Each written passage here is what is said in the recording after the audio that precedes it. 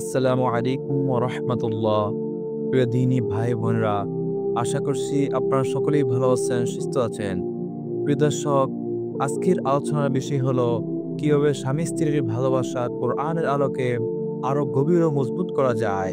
কোরআনের এমন দুইটি আমলের কথা বলে দিব, যে আমল করলে আপনার দাম্পত্য জীবনে ভালোবাসা ও শান্তি ফিরিয়ে আনতে সাহায্য করবে ইনশাআল্লাহ। তাই আজকের এই গুরুত্বপূর্ণ ভিডিওটি না টেনে একদম শুরু থেকে শেষ পর্যন্ত দেখুন। মানুষকে জোড়ায় জোড়ায় সৃষ্টি করছেন আল্লাহ তাআলা।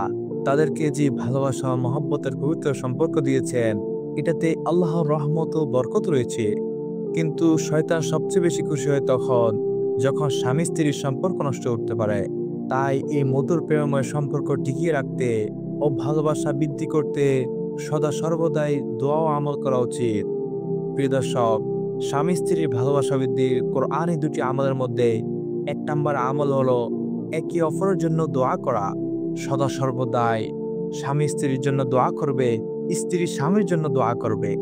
বিশেষত কোরআন শরীফের সূরা ফুরকানের ৭৪ নম্বর আয়াতের আমল করা। আয়াতটি হলো আল্লাযীনা ইয়াকুলুনা রাব্বানা হাব লানা মিন আজওয়াজিনা ওয়া যুররিয়াতিনা কুররাতা আ'য়ুন।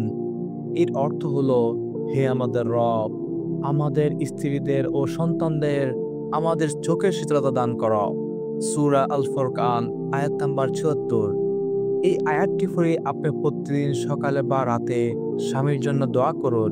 দেখবেন আল্লাহ তাআলা আপনার ভালোবাসায় বরকত দিবেন।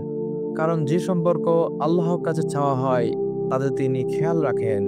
প্রিয় দর্শক, এখন আসুন আমরা জেনে নেই এই আমলটি আপনি কিভাবে করবেন, কোন পদ্ধতিতে এই আমলটি করবেন।